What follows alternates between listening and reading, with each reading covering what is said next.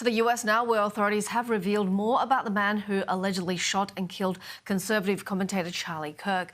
Joining me live for analysis is former Navy SEAL and FBI Special Agent and author Jonathan Gilliam. Welcome to the show, Jonathan. So based on what we know now, the fact that the alleged killer is not cooperating with the inquiries, how might investigators try to change that? Well, what they'll do is they'll look at his background, his online profile. They're going to look at his phone. They're going to look at the contacts that he has, and there's going to be a picture that's painted by this individual. I can almost guarantee that because of the sloppiness that of his mission that he carried out. There's most likely going to be lots of evidence.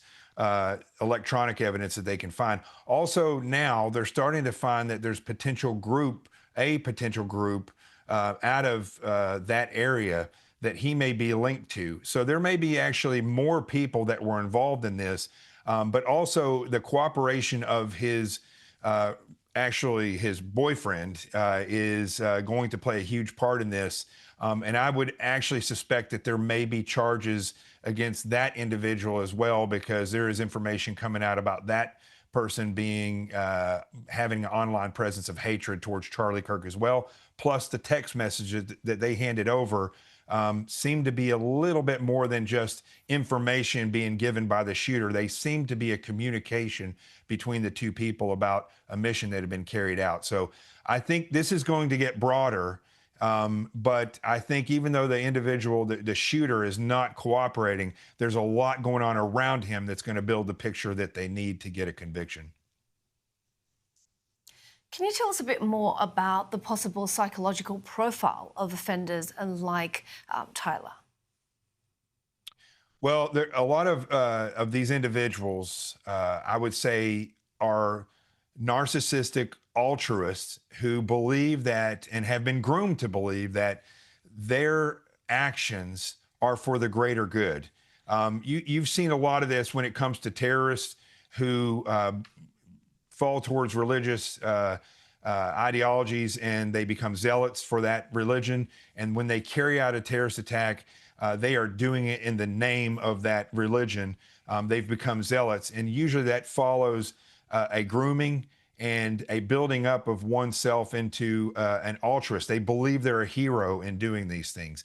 And so I believe that's probably what we're going to find in this individual, is that his focus on Charlie Kirk was a self-grandization of who he is as a hero and carrying out this attack. It's often almost delusional when you and I hear it.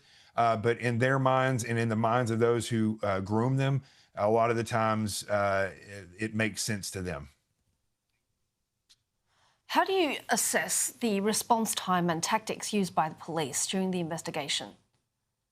Well, I'll tell you this. Once again, the threat assessments carried out by the campus police and his own Charlie Kirk security was a failure. They failed to block off the areas that were, and we've seen over the past year multiple times that attackers have utilized these avenues of approach that weren't shut down to their benefit. This time the shooter was successful. After that, a lot of the investigation was delayed in time because this threat assessment wasn't done, and the individual was able to get up there and get out of there before they were spotted. So I think 33 hours was an adequate amount of time to find this individual, because it primarily came down to their use of the public and the dissemination of information, which were these pictures and videos to the public. And that's really what led to the father turning this individual over.